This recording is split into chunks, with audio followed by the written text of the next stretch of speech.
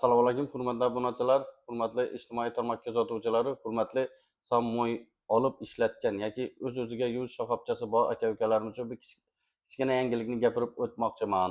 Mana bu shampunlarga e'tibor qiling. Va bu Muzaffarbek degan ukamiz ishlab chiqarilgan shampun o'zini sexida Rossiya texnologiyasi asosida ishlab chiqarilgan. Biz buni proba qildik, test qildik. Testdan juda yaxshi o'tdi. Mana 10 kundirki turibdi. Mana shu holatda lotra-potra yo'q. Endi bu narsa shampun yaxshi bo'lsa, albatta men bu penani sotganlarning umri uzoq bo'ladi.